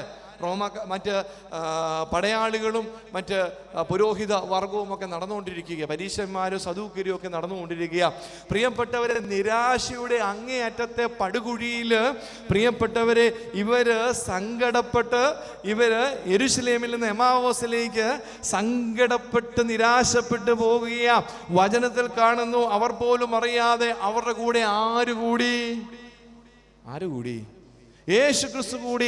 പ്രിയപ്പെട്ടവരെ, നിരാശപ്പെട്ട് സങ്കടപ്പെട്ട് തകർന്നടിഞ്ഞ് നീ പോയിക്കൊണ്ടിരിക്കുകയാ. നീ മനസ്സിലാക്കുന്നില്ല, പക്ഷെ നിന്റെ കൂടെ ആരുണ്ട്? കർത്താവുണ്ട് കേട്ടോ. ഇവർക്ക് മനസ്സിലായില്ല, കൂടെയുള്ള ക്രിസ്തുവിനെ ഇവർക്ക് മനസ്സിലായില്ല. ഇതേ അനുഭവത്തിലൂടെയാണ് നമ്മളും പോകുന്നത്. നിരാശ കൊണ്ട് കണ്ണ് മൂടപ്പെട്ടിരിക്കുന്നു, സങ്കടം കൊണ്ട് ചങ്കിനകത്ത് വലിയ ഭാരമാണ്, ഒരു നിവൃത്തിയില്ല, എങ്ങനെ മുന്നോട്ട് പോകണമെന്ന് അറിയാൻ ഒരു നിവൃത്തിയില്ലാതെ ചങ്ക് പൊടിഞ്ഞ് ഇവിടെ ഇരിക്കുന്നവരെ നിങ്ങളോട് പറയട്ടെ, കണ്ണ് തുറന്നു നോക്ക്, തമ്പുരാൻ നിങ്ങളുടെ കൂടെ ഉണ്ട്. അപ്പോ സഹനങ്ങളിലൂടെ വേദനകളിലൂടെ കടന്നു പോകുമ്പോൾ തമ്പുരാൻ നമ്മുടെ കൂടെ ഉണ്ട്, തമ്പുരാൻ നമ്മുടെ കൂടെ ഉണ്ട്. ഉയർത്തെഴുന്നേറ്റ ക്രിസ്തു എന്തിനാണ് പ്രത്യക്ഷനായെന്ന് ചോദിച്ചാൽ നിങ്ങൾ എന്ത് മറുപടി പറയും? കർത്താവ് മരിച്ചു, അതിനുശേഷം സ്ത്രീഹന്മാർക്ക് മഗ്ദലമറിയത്തിന് പ്രത്യക്ഷനമായി. ഇതാ സ്ത്രീഹന്മാർക്ക് പലപ്പോഴുമായിട്ട് പ്രത്യക്ഷനമായി. എന്തുകൊണ്ട്? നീയൊക്കെ കൂടി എന്നെ കൊന്നിട്ട് ഞാൻ പ്രത്യക്ഷപ്പെട്ടു ഉയർത്തു അറിയിക്കാൻ വേണ്ടിയാണ്. എന്തിനാ? നീയൊക്കെ കൂടി എന്നെ കൊന്നു കളഞ്ഞിട്ട് ഞാൻ ദേ ഉയർത്തു നിൽക്കുന്നു എന്ന് കാണിക്കാൻ വേണ്ടിയാണോ? അല്ല, അങ്ങനെയല്ല. എന്തിനാ സ്ത്രീഹന്മാർക്ക് മുമ്പിൽ പ്രത്യക്ഷനായ? മക്കളെ, ഇപ്പോഴും ഞാൻ നിങ്ങളുടെ കൂടെ ഉണ്ട്. എപ്പോഴൊക്കെ നിരാശപ്പെട്ട് ഇതുങ്ങൾ ഒന്നിച്ചിരുന്ന് കരഞ്ഞിട്ടുണ്ടോ അപ്പോഴൊക്കെ കർത്താവ് പ്രത്യക്ഷപ്പെട്ടിട്ട് പറഞ്ഞു, മക്കളെ ഭാരപ്പെടേണ്ട, ഞാൻ നിങ്ങളുടെ കൂടെ ഉണ്ട്. എൻ്റെ ഒരു സുഹൃത്തുണ്ട്, ആ മനുഷ്യൻ്റെ ഒരു ഗ്രാൻഡ് ഫാദർ, അവർ ബ്രാഹ്മണരാണ്. ഗ്രാൻഡ് ഫാദർ പ്രിയപ്പെട്ടവരെ, അവർ ഈ പഴയ ഈ തിരുവിതാംകൂർ രാജാവിൻ്റെ ഒക്കെ ഉദ്യോഗസ്ഥരൊക്കെ ആയിരുന്നു. ഈ എൻ്റെ സുഹൃത്തിൻ്റെ ഗ്രാൻഡ് ഫാദർ, അന്ന് ഈ ഗ്രാൻഡ് ഫാദറിൻ്റെ ഡ്യൂട്ടി എന്ന് പറയുന്നത് വലിയ വിളമ്പൻ എന്ന് പറഞ്ഞ ഒരു ഉദ്യോഗപ്പേരാണ്. വലിയ വിളമ്പൻ കേട്ടിട്ടുണ്ടായിരിക്കും. വലിയ വിളമ്പൻ എന്ന് പറഞ്ഞാൽ സന്ദേശങ്ങൾ ഒരിടത്തുനിന്ന് മറ്റൊരിടത്തേക്ക് എത്തിക്കാനുള്ള ജോലി. അങ്ങനെ ഇരിക്കുകയാണ് ഈ രാജ്യത്തിൻ്റെ രാജഭരണമൊക്കെ പോയി. ഇപ്പം ഈ മനുഷ്യൻ്റെ ഉദ്യോഗം പോയി. ഉദ്യോഗം പോയി കഴിഞ്ഞപ്പോൾ ഈ വ്യക്തി ആകപ്പാടെ ഉദ്യോഗം പോയി, വേറെ ജോലിയൊന്നും അധികം അറിയത്തില്ല. ഇവർക്ക് ബ്രാഹ്മണർക്ക് അവരുടേതായ രീതിയിലൊക്കെ അറിയത്തുള്ളൂ. അതിനപ്പുറത്ത് വലിയ വിദ്യാഭ്യാസം, അവരുടേതായ മന്ത്രങ്ങളൊക്കെ അല്ലാതെ അതിനപ്പുറത്തുള്ള സംഭവങ്ങളൊന്നും ഇതുങ്ങൾക്ക് അറിയത്തുമില്ല. അതുകൊണ്ട് പ്രിയപ്പെട്ടവരെ, ഇവരങ്ങ് ആകപ്പാടെ പട്ടിണിയുടെ അവസ്ഥയിൽ ആയി. എന്ത് ചെയ്യണമെന്ന് അറിയത്തില്ല. അങ്ങ് ദാരിദ്ര്യം കൊണ്ട് നട്ടം കെട്ടപ്പോൾ വീട്ടുകാരെല്ലാം കൂടെ പറഞ്ഞു, പട്ടിണി കിടന്ന് മടുത്തു, ഒരു കാര്യം ചെയ്യുക, നിങ്ങൾ ഈ വല്യപ്പനോട് പറയാം, നിങ്ങൾ പോയി രാജാവിനെ ഒന്ന് മുഖം കാണിക്കുക, എന്നിട്ട് പറ, വിഷമം പറ. അങ്ങനെ ശ്രീധര തിരുനാൾ മഹാരാജാവിൻ്റെ ഇരിക്കൽ ഈ മനുഷ്യൻ സങ്കടത്തോടുകൂടി ചെന്ന വിഷമം പറഞ്ഞു. പട്ടിണിയാ, ജോലി പോയി. രാജാവിന് വലിയ വിഷമമായി. എൻ്റെ കണ്ണിൽ നിന്നും കണ്ണുനീരിങ്ങനെ ഒഴിക്കുക. ഇത് തന്നെയാണ് തമ്പുരാനും നമ്മളോട് പറയണേ. വ്യക്തിപരമായിട്ട് സ്നേഹിക്കുന്ന ഒരു ദൈവമുണ്ട്. നിങ്ങൾ എനിക്കെന്ന് പറഞ്ഞ പൊതുവായിട്ടല്ല പറയാ, നീ എനിക്ക് വിലപ്പെട്ടവനാ എന്ന് പറഞ്ഞാൽ നിന്നെ വ്യക്തിപരമായിട്ട് സ്നേഹിക്കുന്ന ഒരു ദൈവമുണ്ട്. നിന്നെ വ്യക്തിപരമായിട്ട് സ്നേഹിക്കുന്ന ഒരു ദൈവമുണ്ട്. പലപ്പോഴും ആ ദൈവത്തെ വേദനിപ്പിച്ചുകൊണ്ടാണ് നമ്മുടെ പോക്കെന്നുള്ളതാണ് മറ്റൊരു അവസ്ഥ. അപ്പോൾ പ്രിയപ്പെട്ടവർ, ഒന്നാമത്തെ ചിന്ത എന്ന് പറയുന്നത് എന്താണ്? സഹനങ്ങളുടെ മധ്യേ ദൈവം നമ്മുടെ കൂടെ ഉണ്ട്. ആസഫിന് കിട്ടുന്ന രണ്ടാമത്തെ ബോധ്യം എന്തെന്നറിയാമോ? വചനത്തിൽ നമ്മൾ വായിച്ചു, സഹനങ്ങളുടെ മധ്യേ ദൈവം നിന്റെ വലങ്കൈക്ക് പിടിച്ചിട്ടുണ്ട്. സഹനത്തിന്റെ മധ്യേ ദൈവം നിന്റെ വലങ്കൈക്ക് പിടിച്ചിട്ടുണ്ട്. സെന്റ് ജോസഫ്സില് ധ്യാന കേന്ദ്രത്തില് കഴിഞ്ഞ ദിവസം പ്രിയപ്പെട്ടവരെ ധ്യാനം കഴിഞ്ഞ് ആളുകൾ ഇങ്ങനെ നിൽക്കുക. വൈകുന്നേരം വരെ ഇങ്ങനെ ആളുകൾ നിൽക്കും. അവിടെ വന്നിട്ടുള്ള വരുന്നവരൊക്കെ ഉണ്ട്, അവർക്കറിയാം. ധ്യാന കേന്ദ്രത്തിൽ വൺഡേ ധ്യാനം കഴിയുമ്പോൾ അങ്ങനെ ആളുകൾ ഇങ്ങനെ നിൽക്കും. ഈ മനുഷ്യരെല്ലാം പ്രാർത്ഥിച്ച് ഞാൻ ഇടയ്ക്ക് ഇരിക്കും, ഞാൻ ഇടയ്ക്ക് നിൽക്കും, വീണ്ടും ഇരിക്കും. ഇതൊക്കെയാണ് എൻ്റെ പണി. അപ്പം അങ്ങനെ ഒരു കുടുംബം, ഒരു അമ്മയും മോളും കൂടെ വന്നു. അവർ അക്രൈസ്തവരാ, ക്രിസ്ത്യാനികൾ. അപ്പോൾ ഇത് വന്നിട്ട് പറഞ്ഞു, അച്ഛാ പ്രാർത്ഥിക്കാൻ വേണ്ടി വന്നാ. ഞാൻ ചോദിച്ചു എന്താ? ഇല്ല അച്ഛാ, ഞാനൊരു പുതിയ ജോലിക്ക് പോവാ, പ്രാർത്ഥിക്കാൻ. ഞാൻ ഈ കൊച്ചിൻ്റെ തലയെ കൈ വെച്ചങ്ങ് പ്രാർത്ഥിച്ചപ്പോൾ ഈ കൊച്ചങ്ങ് പൊട്ടിക്കരഞ്ഞു, കാറിക്കരയുക. ഞാൻ ആലോചിച്ചിട്ട് ജോലിക്ക് പോകുന്നില്ല, ഇത്ര വലിയ കരച്ചിരുന്നില്ല. ജോലിക്ക് പോകാന്നാ പറഞ്ഞു, എന്നെ ഇത്ര കരയാൻ മാത്രം. ഞാൻ ചോദിച്ചു, എടി കൊച്ചു നിനക്ക് എന്നാ പറ്റിയേ, കാര്യം പറ. കൊച്ചു പറയാ, ഞാൻ +2 കഴിഞ്ഞു, എനിക്ക് 91% മാർക്ക് ഉണ്ട്. എൻട്രൻസ് എഴുതാൻ അങ്ങനത്തെ സാഹചര്യങ്ങളൊന്നും ഇല്ല, പട്ടിണിയാണ് വീട്ടിൽ. ഇപ്പോൾ നേഴ്സിങ്ങിന് മറ്റോ എവിടെയോ കിട്ടി, എൻ്റെ ഗവൺമെൻറ് ഇതിൽ തന്നെ കിട്ടി. എന്നിട്ട് 10-20,000 രൂപ ആദ്യം അടയ്ക്കണം. ആ പൈസ ഒന്നും ഇല്ല. അതുകൊണ്ട് അപ്പനില്ല, അപ്പൻ പണ്ട് ഉപേക്ഷിച്ച് പോയതാ. അമ്മയും ഈ മോളും തന്നെയാണ്. സ്വന്തമായിട്ടൊരു വീടൊന്നുമില്ല, കാലിയാണ്. അല്ല ഞാൻ കുറച്ചെടുത്ത് കൊടുത്തേനെ, ഒന്നുമില്ല. എന്ത് ചെയ്യും? ഞാനിങ്ങനെ വിഷമിച്ച് ഇങ്ങനെ നിൽക്കുക. ഞാൻ പറഞ്ഞു, വീണ്ടും ആ 2 കൈയും കൂടെ കൊച്ചിൻ്റെ തലയൊക്കെ വെച്ചിട്ട് പറഞ്ഞു, എടി കൊച്ചേ, നീ നന്നായിട്ട് അങ്ങോട്ട് മാറി നിന്ന് മുട്ടയിൽ നിന്ന് കരഞ്ഞ് പ്രാർത്ഥിച്ചോ, തമ്പുരാൻ നിന്റെ ജീവിതത്തിൽ ഇടപെട്ടിരിക്കും, നീ ധൈര്യമായിട്ട് പ്രാർത്ഥിച്ചോളാം പറഞ്ഞു. പ്രിയപ്പെട്ടവരെ, ഇത് ഏറ്റവും രസകരമായൊരു സംഗതിയാണ് ഞാൻ പറയുന്നത് കേട്ടോ. ഒരു വലിയ ഈ കൊച്ച് ഞാൻ കാണുന്നുണ്ട് കേട്ടോ, ഇങ്ങനെ ആളുകൾ നിൽക്കുന്നു. ഈ കൊച്ച് അങ്ങോട്ട് മാറി ഫ്രണ്ടിൽ തന്നെ ഇരുന്നു ഇതങ്ങ് ഏങ്ങലടിച്ച് കരയുക. ഇപ്പം ഞാൻ ഇടയ്ക്ക് നോക്കിയപ്പോൾ ഇതിങ്ങനെ കമഴ്ന്ന് ഇങ്ങനെ മുമ്പോട്ട് വീണ് കിടന്ന് പ്രാർത്ഥിക്കുന്നു, എഴുന്നേറ്റ് നിന്ന് പ്രാർത്ഥിക്കുന്നു. ഇതിങ്ങനെ പ്രാർത്ഥിച്ചുകൊണ്ടിരിക്കുക. ഒരു 2-3 പേരെ കണ്ടതിന് ശേഷം അടുത്ത എൻ്റെ മുമ്പിലേക്ക് വന്ന് ഒരു ചിരിക്കുന്ന ഒരു മുഖം, ഒരു പെങ്കൊച്ചിൻ്റെ. എനിക്ക് മനസ്സിലായില്ല. എന്നോട് ചോദിച്ചു, അച്ഛൻ എന്നെ മനസ്സിലായില്ലേ? മനസ്സിലായില്ല. ഷമ്മാശനായിരുന്നപ്പോൾ നമ്മൾ തമ്മിൽ പരിചയമുണ്ട്. ഓ ശരി, എന്താ സംഭവം? എന്നോട് പറഞ്ഞു, ഷമ്മാശനായിരുന്നപ്പോൾ ഇതുപോലെ തന്നെ ഒരു സാഹചര്യത്തിൽ, ഞാൻ തിരുമേനിയുടെ സെക്രട്ടറി ആ സമയത്ത്, ഒരു സാഹചര്യത്തിൽ പഠിക്കാൻ ഒരു നിവൃത്തിയില്ലാതെ +2 കഴിഞ്ഞ് 1 വർഷം വെറുതെ ഇരുന്നൊരു കുട്ടിയാണ്. സങ്കടം പറഞ്ഞപ്പോൾ ഞാൻ തിരുമേനിയുടെ നിന്നും, അന്ന് തിരുമേനിയുടെ സെക്രട്ടറി ആയതുകൊണ്ട് ഭയങ്കര പവറാണല്ലോ, അവരുടെ നിന്ന് ഇവിടെ നിന്നും ഒക്കെ ഇച്ചിരി പൈസ ഒക്കെ മേടിച്ച് ഈ കൊച്ചിനെ പഠിക്കാൻ വിട്ടു. ആ കൊച്ചി ഇപ്പോൾ നല്ല രീതിയിൽ ഇപ്പോൾ എവിടെയോ ഗൾഫിൽ എവിടെയോ ആണ് ജോലി ചെയ്തുകൊണ്ട് ഇരിക്കുകയാണ്. ആ പെൺകുട്ടി എന്നോട് വന്നിട്ട് പറഞ്ഞു, അന്ന് അങ്ങനെ തന്നതുകൊണ്ട് ഞാനിന്ന് ഇത്രയും നിലയിലായി, വേറെ ദൈവത്തോടും അച്ഛനോടും മാത്രമേ നന്ദിയുള്ളൂ. ഞാൻ പറഞ്ഞു ആയിക്കോട്ടെ എന്ന് പറഞ്ഞ് പ്രിയപ്പെട്ടൊരു കൃത്യം 25,000 രൂപ എൻ്റെ കയ്യിലോട്ട് എടുത്തു വന്നു. എന്നിട്ട് പറഞ്ഞു, എന്നെപ്പോലെ വല്ല പെങ്കൊച്ചുങ്ങളും ഉണ്ടേ കൊടുത്തേ. ഞാനിത് കൈ പിടിച്ചുകൊണ്ട്, സത്യം ഞാനിത് കൈ പിടിച്ച് എൻ്റെ കണ്ണ് നിറഞ്ഞിരിക്കുക. ഒരുതി അവിടെ കിടന്ന് ചങ്കത്തടിച്ച് കരയുക, തമ്പുരാനെ തമ്പുരാനെ തന്നെ വിളിക്കുക. എൻ്റെ 25,000 രൂപ ഇരിക്കുക. എൻ്റെ കണ്ണ് നിറഞ്ഞു പോയി. അന്നേരം ഇങ്ങോട്ട് വിളിച്ചു, ഇനി ഒന്നടി വെച്ചേ, ഇന്നാ നിനക്ക് പഠിക്കാനുള്ള കാശ്. അതിനൊന്നും മനസ്സിലായില്ല. ആ കൊച്ചിങ്ങനെ വായും പിടിച്ച് നിൽക്കുക, ധൈര്യമായിട്ട് കൊണ്ടുപോകും. പ്രിയപ്പെട്ടവരെ, ഇങ്ങനെ നമ്മളെ വലങ്കൈക്ക് പിടിച്ച് നടത്തുന്ന ഒരു ദൈവം ഉണ്ട്. വിശ്വസിക്കാത്തത് കൊണ്ടാ. ഇങ്ങനെ നമ്മളെ വലങ്കൈക്ക് പിടിച്ച് നടത്തുന്ന ഒരു ദൈവമുണ്ട്. ഞാൻ ഷമ്മാശനായിരുന്ന കാലഘട്ടത്തിൽ സക്കറിയാസ് പീലക്സിനോസ് തിരുമേനി അച്ഛനാണ്. അപ്പോൾ കുറച്ച് നാളത്തേക്ക് അച്ഛൻ്റെ റിക്വസ്റ്റ് അനുസരിച്ച് എന്നെ തൂത്തൂട്ടിയിലേക്ക് ധ്യാനകേന്ദ്രത്തിലേക്ക് വിട്ടു തിരുമേനി. ഞാൻ ഷമ്മാശന. ഒരു ധ്യാനം കഴിഞ്ഞു, താമസിച്ചുള്ള ധ്യാനം കഴിഞ്ഞ് ആളുകൾ ഇങ്ങനെ അച്ഛൻ്റെ ഇരിക്കൽ, സക്കറിയാസ് ഇന്നത്തെ തിരുമേനി അന്ന് അച്ഛനാ, സക്കറിയാച്ചനാ, അച്ഛൻ്റെ ഇരിക്കൽ ഇങ്ങനെ പറഞ്ഞുകൊണ്ടിരിക്കുക. ഇങ്ങനെ ആളുകൾ വന്ന് പ്രാർത്ഥിച്ചുകൊണ്ടിരിക്കുന്ന ഇടയ്ക്ക് ഞാൻ കണ്ടുകൊണ്ടിരിക്കുക. പ്രിയപ്പെട്ടവർ, ഇങ്ങനെ ഓരോരുത്തരോരുത്തരുടെ വന്ന് ഇങ്ങനെ വരുന്നു. അതിനിടയ്ക്ക് ഒരു ധ്യാനം കൂടാത്ത ഒരു സ്ത്രീ അവിടെ വന്നു നിൽപ്പുണ്ട്. അച്ഛനടുത്തേക്ക് വിളിച്ചു, എന്താ വന്നേ? അച്ഛാ ഒരു നിവൃത്തിയില്ല, മോളെ കെട്ടിച്ചു വിടണം, ഒരു നിവൃത്തിയില്ല, 5 പവൻ കൊടുത്താൽ മതി, പിന്നെ ഏതാണ്ട് വണ്ടി ബാക്കി കുറേ പേരൊക്കെ സഹായിക്കാനൊക്കെ ഉണ്ട്, ഒരു 5 പവനുള്ള വഴിയും കൂടെ എന്തെങ്കിലും കാണണം. സക്രിയാച്ചൻ ഇങ്ങനെ ആലോചിച്ചിട്ട് പറഞ്ഞു, പ്രാർത്ഥിക്ക്, എൻ്റെ കയ്യിൽ ഇപ്പോൾ ഒന്നും തരാൻ ഇല്ല, പ്രാർത്ഥിക്കുക, നിങ്ങൾ മാറി എന്ന് നന്നായിട്ട് പ്രാർത്ഥിക്കുക, ദൈവം എന്തെങ്കിലും വഴി കാണിച്ചു തന്നാൽ ഉറപ്പായിട്ടും ഞാൻ ചെയ്യാം എന്ന് പറഞ്ഞ് അവരെന്നിട്ടും മാറാതെ നിങ്ങളിങ്ങനെ കരഞ്ഞുകൊണ്ട് നിൽക്കുക. എനിക്ക് കണ്ടപ്പോൾ സങ്കടം തന്നെ തോന്നി, എൻ്റെ ഭയങ്കര സങ്കടം തോന്നി. ഇതിങ്ങടെ നിപ്പ്, ഇങ്ങനെയുള്ള നിപ്പ്. ഇത് കേട്ടോണ്ട് അടുത്ത് നിന്ന സ്ത്രീ, ആ സ്ത്രീ പ്രിയപ്പെട്ടവരെ അച്ഛൻ്റെ മുമ്പിലേക്ക് വന്നിട്ട് പറഞ്ഞൊരു വർത്താനമുണ്ട്, അച്ഛാ എനിക്ക് മക്കളില്ല, 18 വർഷം കഴിഞ്ഞു എനിക്ക് മക്കളില്ല. ആ സ്ത്രീ പറയാം, കല്യാണം കഴിഞ്ഞിട്ട് 18 വർഷം കഴിഞ്ഞു എനിക്ക് മക്കളില്ല, അടുത്ത ദിവസം കൊണ്ട് എത്തിച്ചേക്കാന്ന് പറഞ്ഞ് അച്ഛൻ്റെ കയ്യിലോട്ട് അന്നേരം ഊരി കൊടുത്തു. ഇതുപോലെ തന്നെ അച്ഛൻ അടുത്തേക്ക് വിളിച്ചിട്ട് പറഞ്ഞു, ഇന്നാ പിടിച്ചു, ഒരു മോൻ അടുത്ത ദിവസം തരാം. ഇങ്ങനെ നമ്മളെ കൊണ്ട് നടക്കുന്ന ഒരു ദൈവം ഉണ്ട്, ഇങ്ങനെ അത്ഭുതകരമായിട്ട് നമ്മളെ കൊണ്ട് നടക്കുന്ന ഒരു ദൈവം ഉണ്ട് പ്രിയപ്പെട്ടവരെ. അതുകൊണ്ട് ആസഫിനോട് പറഞ്ഞു, ആസഫേ നീ ഭാരപ്പെടേണ്ട, നിന്റെ വലം കൈക്ക് ഞാന് പിടിച്ചിട്ടുണ്ട്. ആസഫേ നീ ഭാരപ്പെടേണ്ട, നിന്റെ വലം കൈക്ക് ഞാൻ പിടിച്ചിട്ടുണ്ട്, എന്റെ വലം കൈക്ക് എന്റെ തമ്പുരാൻ പിടിച്ചിട്ടുണ്ട്. പിന്നെ എന്തിനാ മറ്റു കരത്തിന്റെ പുറകെ ആശ്രയിക്കാൻ വേണ്ടി ഓടണേ? പിന്നെ എന്തിനാ ഈ നട്ടം അങ്ങോട്ടും ഇങ്ങോട്ടും കിടന്ന് നെട്ടപ്പാടോട് ഓടുന്നേ?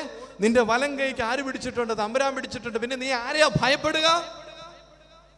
നീ എന്തിനാ ഈ കിടന്ന് തകർന്ന് തരിപ്പണമായിട്ടിരിക്കണേ? ഇനൊന്നും ആവശ്യമില്ല, നിന്റെ വലം കൈക്ക് ദൈവം പിടിച്ചിട്ടുണ്ട്, നിന്റെ കൂടെ ദൈവമുണ്ട്. ആസഫിനോട്, ഞാൻ നിന്റെ കൂടെ ഉണ്ട് ആസഫേ. 2, നിന്റെ വലം കൈക്ക് ഞാൻ പിടിച്ചിട്ടുണ്ട്, നിന്റെ വലം കൈക്ക് ഞാൻ പിടിച്ചിട്ടുണ്ട്. പ്രിയപ്പെട്ടവരെ, എത്രയോ അനുഭവങ്ങൾ എൻ്റെ ജീവിതത്തിൽ എനിക്ക് പറയാൻ സാധിക്കുന്നറിയാമോ? ദൈവം വലം കൈക്ക് പിടിച്ച് അത്ഭുതകരമായിട്ട് ദൈവം ഞാൻ ചോദിച്ചു, വല്ലതും കഴിച്ചോ? ഒന്നും കഴിച്ചില്ല. എന്നാ വരാൻ പറഞ്ഞു. തൊട്ടപ്പുറത്തെ ഹോട്ടലിൽ ചെന്ന് ഒരു പാഴ്സലൊക്കെ മേടിച്ചു കൊടുത്തു. എന്നിട്ട് ഞാൻ ചോദിച്ചു, ഈ കീറി പറഞ്ഞ ഡ്രസ്സൊക്കെ ഉള്ളോ? അതേ ഉള്ളച്ച, എന്നാ വരാൻ പറഞ്ഞു. ഞാൻ അടുത്ത ടെക്സ്റ്റൈൽ ഷോപ്പിൽ കയറി ഞാൻ പറഞ്ഞു, ഇവർക്കുള്ള ഡ്രസ്സ് കൊടുക്കുക. അതും കൊടുത്തു. ഇതെല്ലാം കൊടുത്തു. അവർ വലിയ കരച്ചിലും എന്നെ കെട്ടിപ്പിടിച്ച് എൻ്റെ കയ്യെ പിടിച്ച് കുറേ ഉമ്മയൊക്കെ തന്നിട്ട് കരഞ്ഞോണ്ട് അങ്ങ് പോയി കേട്ടോ, പാവം. ഞാനിത് കഴിഞ്ഞ് അവിടെ നിൽക്കുക. അന്നേരത്തേക്ക് പോത്താനിക്കാട് വണ്ടി വന്നു. ഞാൻ ചാടി അതേ കയറി. അപ്പോൾ വണ്ടി വന്നേ ഉള്ളൂ, ഒരു 10-15 മിനിറ്റ് കഴിഞ്ഞാൽ തിരിച്ചു പോകത്തുള്ളൂ. അതേ കയറി ഞാനിങ്ങനെ ഇരിക്കുന്ന സമയത്ത് കണ്ടക്ടർ വന്നു. കണ്ടക്ടർ ആദ്യം കയറി വന്ന് ടിക്കറ്റിന് വേണ്ടി പറഞ്ഞപ്പോൾ ഞാൻ വലിയ അത് പേഴ്സ് എടുത്ത് പൈസ ഇല്ല. ഞാൻ ശ്രദ്ധിച്ചില്ല, പൈസ ഇല്ല. ഞാൻ ഓർത്ത് അകത്തെ കള്ളിയൊക്കെ രഹസ്യാറകളുണ്ട്, പെമ്പറനോത്തിയെ പേടിച്ചൊക്കെ രഹസ്യാറകളൊക്കെ, അതിനകത്തൊന്നും ഇല്ല. മുഴുവൻ ബ്ലാങ്കായി പോയി, എല്ലാം ബ്ലാങ്കായിട്ട് കിടക്കുക, അതിനകത്തൊന്നും ഇല്ല. അപ്പോഴാണ് ഞാൻ ഞെട്ടലോടുകൂടി ആ സത്യം മനസ്സിലാക്കി, അതിനകത്തൊന്നും ഇല്ലല്ലോ. ഞാനങ്ങ് പതുക്കെ ഇറങ്ങി മൂവാറ്റുപുഴ സ്റ്റാൻഡ് ഞാനിങ്ങനെ വായം പൊളിച്ച് നിൽക്കുക. പ്രിയപ്പെട്ടവരെ, ഫോണിൽ ആ വിളിച്ച ഒരു എൽദോ എന്ന് പറഞ്ഞൊരു മനുഷ്യൻ എന്നെ വിളിച്ച, എൽദോ ഐസക്. പുള്ളി സൺഡേ സ്കൂളിലാണ്ട് ഇപ്പോൾ വലിയ ആളാണ്, ഈ അഖിലമലങ്കരയിൽ. പുള്ളി എന്നെ വിളിച്ചേക്കുന്നത് പുള്ളിയുടെ പള്ളിയിൽ. പുള്ളി വിളിക്കാന്ന് പറഞ്ഞപ്പം 0 ബാലൻസ് മൊബൈലിനകത്ത്. എന്തൊരു ഗതികേട്! ഞാൻ നിന്നിടത്ത് നിന്ന് വെട്ടി ഉരുകിപ്പോയി. എന്ത് ചെയ്യും? കാരണം കയ്യിൽ 5 പൈസയും ഇല്ല, ഫോണിലും ബാലൻസ് ഇല്ല. നിന്ന് ഉരുകി. നിങ്ങൾക്ക് ചിരിച്ചാൽ മതി, അന്നേരം ഞാൻ അനുഭവിച്ച വേദന. അങ്ങോട്ട് മാറി നിന്നു. ഈ സമയത്ത് അച്ചോ എന്നൊരു വിളി. ഞാൻ നോക്കിയപ്പോൾ ഈ എന്നെ വിളിച്ച ഈ എൽദോ എന്ന് പറയുന്ന മനുഷ്യൻ കാറുമായിട്ട് വന്ന് നിൽക്കുക. അച്ഛൻ ഇതുവരെ പോയില്ലായിരുന്നു. ഇല്ല, വണ്ടിയൊക്കെ വരാൻ വേണ്ടി നോക്കിയിരിക്കുക. പ്രിയപ്പെട്ടവരെ, ഈ മനുഷ്യൻ പറയാ, എനിക്ക് എറണാകുളത്ത് ജോലി ചെയ്യുന്ന മനുഷ്യനാ, വരാൻ ബ്ലോക്കിൽ പെട്ടുപോയി, ഞാൻ ലേറ്റായി, ഇന്ന് അമ്മായി അച്ഛനെ കണ്ട് കയറിക്കൂ. കാറെ കയറി നല്ല AC ഒക്കെ ഇട്ട് അവിടെ പോയി. തിരിച്ചു പിന്നെ നമുക്ക് കൈമുത്ത് കിട്ടുമല്ലോ തിരിച്ചു പോരാൻ. അപ്പൊ എന്ന് പറയുന്നത് പോലെ നമ്മൾ ചില സമയത്തിൽ ഇങ്ങനെ പെട്ടുപോകുന്ന സമയത്ത് നമ്മുടെ വലങ്കൈക്ക് പിടിച്ച് നമ്മളെ കൊണ്ടു നടക്കുന്ന ഒരു ദൈവം ഉണ്ട്.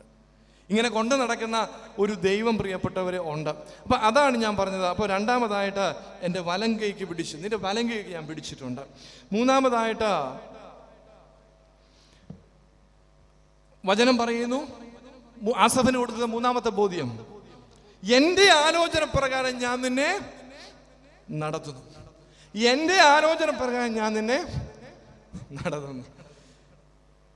ഉൽപ്പത്തി പുസ്തകം വായിക്കുമ്പോൾ ഉൽപ്പത്തി പുസ്തകത്തിൽ ഇസഹാക്കിനെ കുറിച്ച് പ്രിയപ്പെട്ടവരെ വളരെ ഭംഗിയായിട്ട് ഒരു സംഭവമുണ്ട്. ഉൽപ്പത്തി പുസ്തകം 26-ാം അധ്യായം വീട്ടിൽ പോയി വായിക്കണം.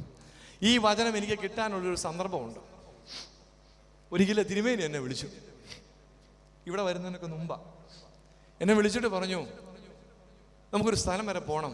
ക്രിസ്ത്യാനികൾ കുറവാ, യാക്കോബക്കാർ വല്ല 8-10 വീട്ടുകാർ വല്ലതും ഉണ്ടെങ്കിലും ഉണ്ട്. അതോടുകൂടി ഞാൻ തകർന്ന് തരിപ്പണമായിപ്പോയി. എൻ്റെ ദൈവമേ, ക്രിസ്ത്യാനികൾ കുറവുള്ള സ്ഥലത്ത്, യാക്കോബക്കാർ തീരെ ഇല്ലാത്തത് ഞാൻ പോയി എന്ത് ധ്യാനം നടത്താനാ?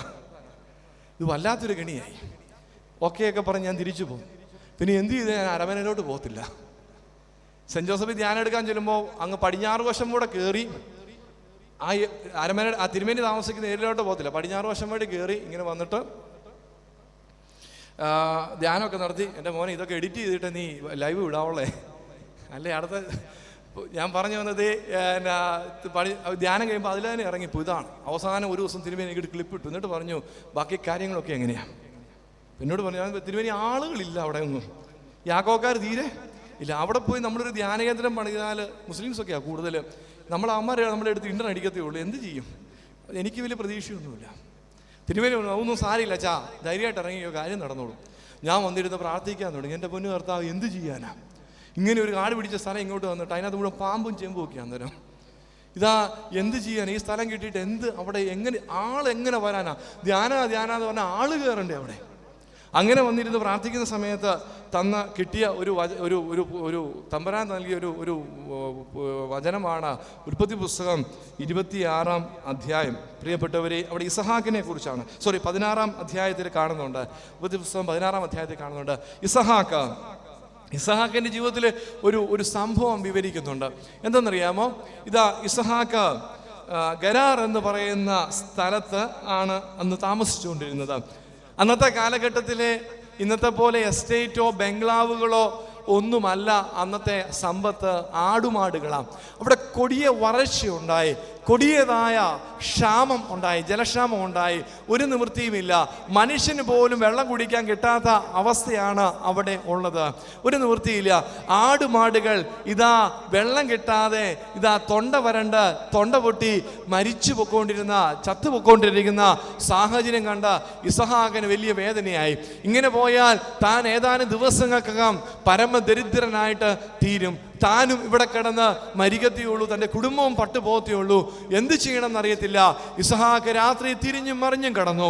അതിനുശേഷം ഇസഹാക്ക് ബുദ്ധിയുടെ തലത്തിൽ നിന്ന് ഒരു തീരുമാനം എടുത്തു.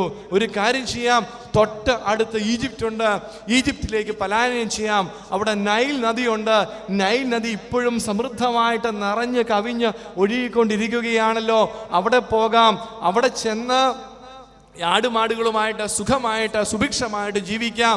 ശത്രുക്കൾ വല്ലതും വന്നാൽ നമുക്ക് തുരത്താനുള്ള സംവിധാനമൊക്കെ ഉണ്ടല്ലോ എന്നുള്ള രീതിയിൽ ബുദ്ധിയുടെ തലത്തിൽ ഒരു തീരുമാനമെടുത്തു.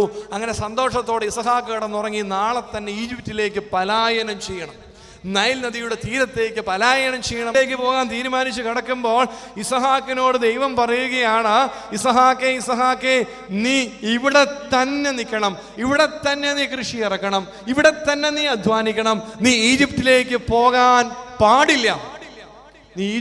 പോകാൻ പാടില്ല. ഇസഹാക്ക് അങ്ങ് കൺഫ്യൂസ്ഡായി.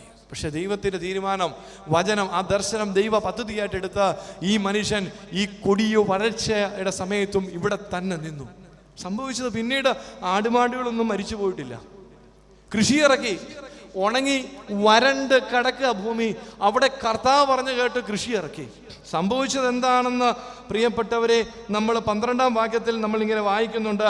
ഇസഹാക്ക് ആ നാട്ടിൽ കൃഷി ഇറക്കുകയും അക്കൊല്ലം തന്നെ 100 മേനി വിളവ് കൊയ്തെടുക്കുകയും ചെയ്തു. ഇപ്പൊ അന്ന് കർത്താവ് എന്നോട് പറഞ്ഞു, നീ അവിടെ തന്നെ. കർത്താവ് വ്യക്തമായിട്ടും പറയുക, ഇതാ നീ കൃഷി അവിടെ ഇസഹാക്ക് ആ നാട്ടിൽ തന്നെ കൃഷി ഇറക്കുക. ആ കൊല്ലം തന്നെ 100 മേനി.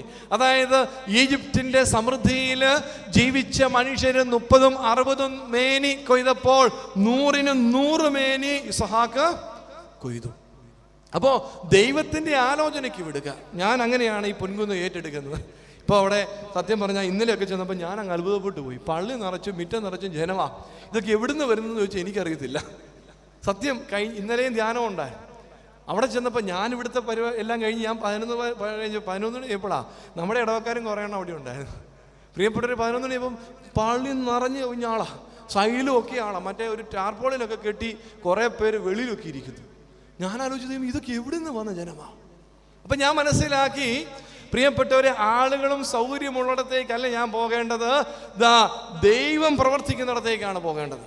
അപ്പോൾ ആ സ്ഥലത്തെ ദൈവം തിരഞ്ഞെടുത്താന്ന് എനിക്ക് മനസ്സിലായി. ഞാൻ ഈ ഉദാഹരണം പറഞ്ഞത്, പ്രിയപ്പെട്ടവരെ, നമ്മൾ ദൈവത്തിൻ്റെ ആലോചനയ്ക്കനുസരിച്ച് നമ്മളെ വിട്ടുകൊടുക്കുവാൻ നമ്മെ കൊണ്ട് സാധിക്കണം. ഇവിടെ വ്യക്തമായിട്ടും ആസഫിനോട് പറയുകയാ, ആസഫേ എൻ്റെ ആലോചന പ്രകാരമാണ് ഞാൻ നിന്നെ നടത്തുന്നത്, എൻ്റെ ആലോചന പ്രകാരമാണ് ഞാൻ നിന്നെ നടത്തുന്നത്. പ്രിയപ്പെട്ടവരെ, ദൈവത്തിൻ്റെ ആലോചനയ്ക്ക് നമ്മളെ തന്നെ വിട്ടുകൊടുക്കണം. പെട്ടെന്ന് പ്രശ്നങ്ങളും പ്രതിസന്ധികളും ഉണ്ടാകുമ്പോൾ ഒരു നിമിഷം നിന്ന് ദൈവസ്വരം കേൾക്കുവാൻ പ്രിയപ്പെട്ടവരെ നമ്മളെ കൊണ്ട് സാധിക്കണം. അതുകൊണ്ടാണല്ലോ പറയുക, ആരാണ് ഭാഗ്യവാനായ മനുഷ്യൻ എന്ന് ചോദിച്ചാൽ ഞാൻ പറയും ദൈവം തൊട്ട മനുഷ്യനാണ് ഭാഗ്യവാൻ. ആരാണ് ഭാഗ്യവാനെന്ന് ചോദിച്ചാൽ പ്രിയപ്പെട്ടവരെ, ദൈവം തൊട്ട മനുഷ്യൻ. എങ്ങനെയാണ് ദൈവത്തിന് എന്നെ തൊടാൻ സാധിക്കുന്നത്? പ്രാർത്ഥിച്ചാൽ നിന്നെ ദൈവം തൊടും. പ്രാർത്ഥിച്ചാൽ ദൈവം നിന്നെ തൊടും. പ്രിയപ്പെട്ട, ഇപ്പോൾ ഒരു ഉദാഹരണം പറഞ്ഞാൽ, നിങ്ങളുടെ മകൻ UK-ലാണ്. മകന് ഭയങ്കര നടുവേദനയാണ്, വളരെ ശക്തമായ നടുവേദന, ഒരു നിവൃത്തിയില്ലാത്ത അവസ്ഥയിൽ ആകപ്പാടെ ഭാരപ്പെട്ടിരിക്കുക. നിങ്ങളെ വിളിച്ചു പറഞ്ഞു, അപ്പ അല്ലെ അമ്മ, ഒരു നിവൃത്തിയില്ല, നടുവിന് ഭയങ്കര വേദനയാ, ജോലിക്ക് പോകാൻ സാധിക്കുന്നില്ല, പ്രാർത്ഥിക്കണം.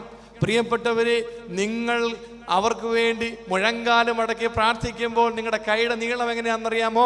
പ്രിയപ്പെട്ടവരെ, നിങ്ങളുടെ വീട്ടിൽ ഈ വാകത്താനത്ത് 4 നാക്കൾ നിങ്ങളുടെ വീട്ടിലിരുന്ന് നിങ്ങൾ പ്രാർത്ഥിച്ചാലും നിങ്ങളുടെ ഒരു കൈ UK-ലിരിക്കുന്ന മകൻ്റെ തോളിലും നടുവിലും, ഒരു കൈ പ്രിയപ്പെട്ടവരെ സ്വർഗത്തിലെ ദൈവത്തിൻ്റെ കയ്യിലുമായിരിക്കും. മനസ്സിലായോ?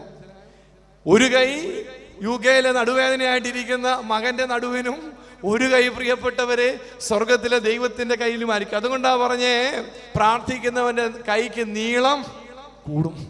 പ്രാർത്ഥിക്കാത്തത് കൊണ്ടാണ് പ്രിയപ്പെട്ടവരെ ഈ പ്രശ്നങ്ങളൊക്കെ നമ്മുടെ ജീവിതത്തിൽ ഉണ്ടാകുന്നത്.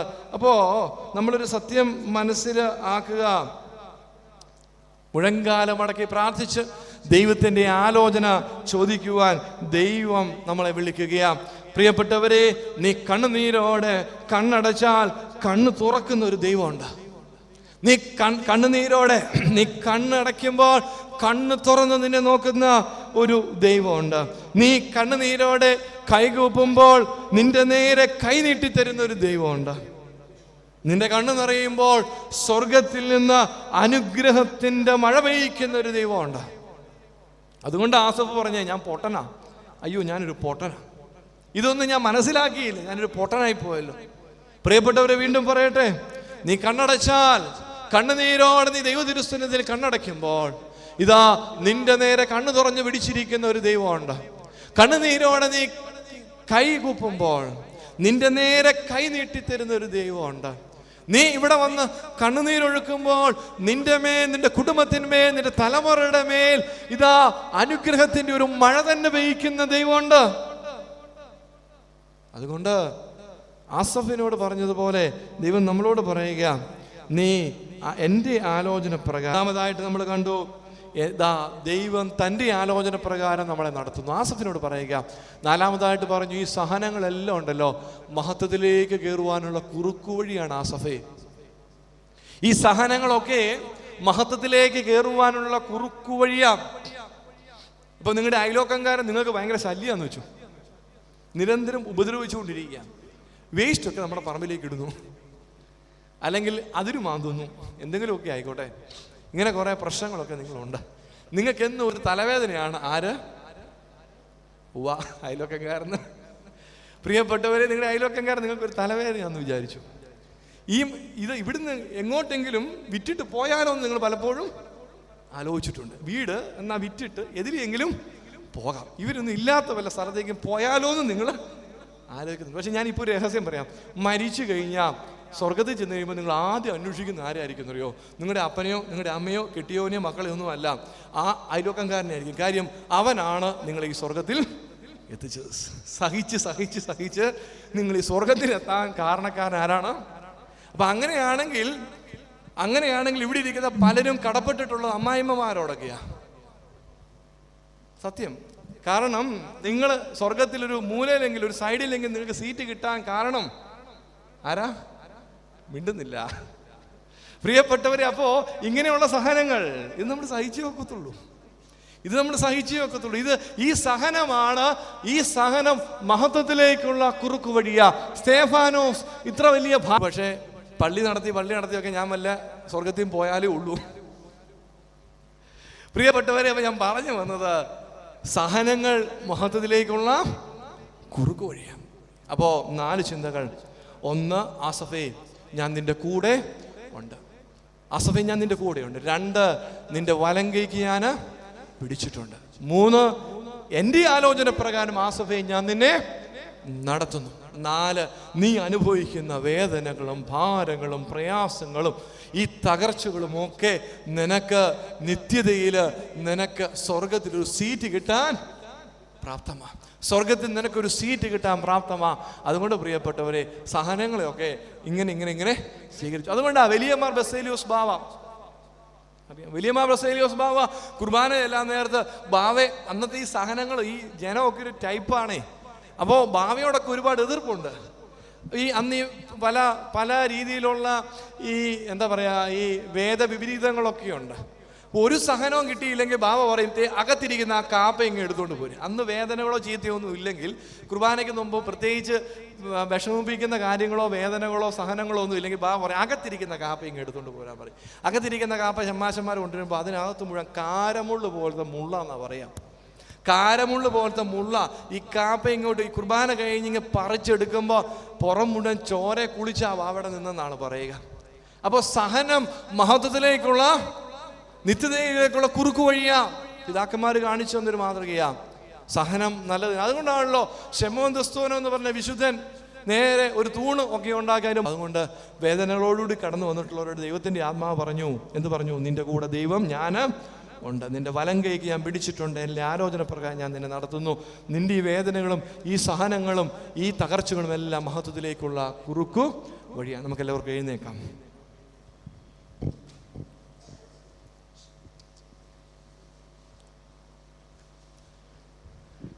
എല്ലാവരും എഴുന്നേറ്റ് കണ്ണുകൾ അടച്ച് കൈകൾ കൂപ്പി ഈ സമയത്ത് നമുക്ക് പ്രാർത്ഥിക്കാം.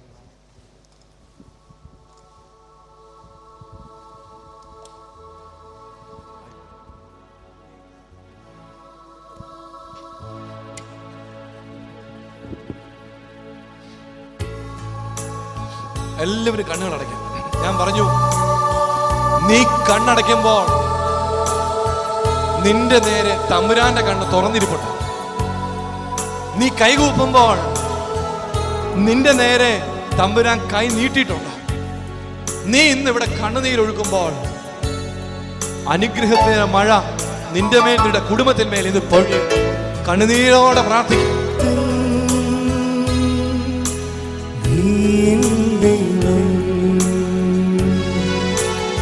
ആരാധിക്കും ഞാൻ പൂർണ്ണഹൃദയമോടെ, തേടും നിൻ മുഖം ജീവകാലമെല്ലാം, സേവിച്ചിടും ഞാൻ എൻ സർവ്വവുമേ അടിയനിതാ. ആരാധിക്കും ഞാൻ പൂർണ്ണഹൃദയമോടെ, നിൻ മുഖം ജീവകാലമെല്ലാം, സേവിച്ചിടും ഞാൻ എൻ സർവ്വവുമായി അടിയനിതാ. അടിയനിതാ ദേവാ, അടിയനിതാ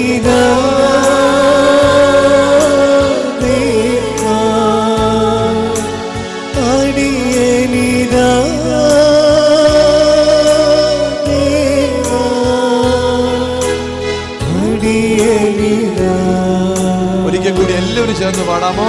അടിയനിതാ ദേവാ, അടിയനിതാ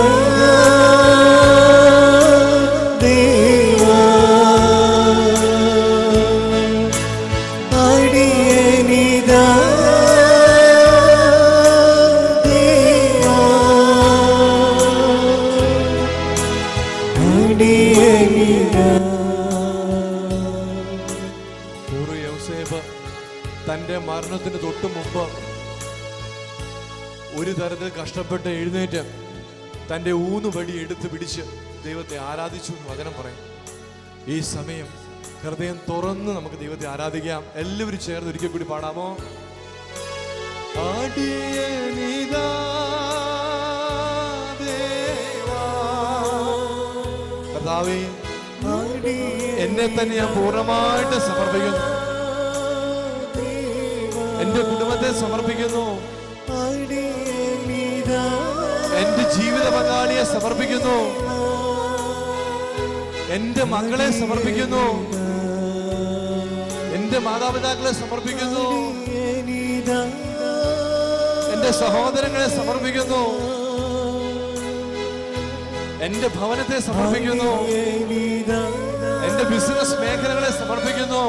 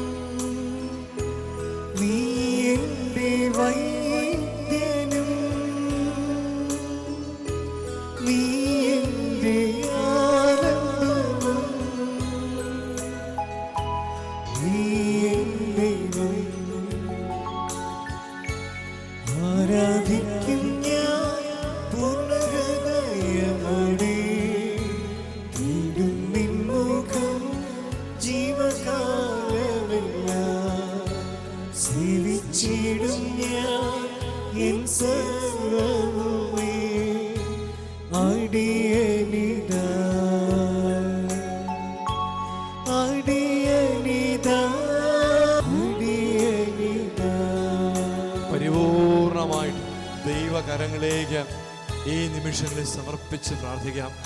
തമ്പുരാൻ, സംസാരിക്കാൻ ആരുമില്ല,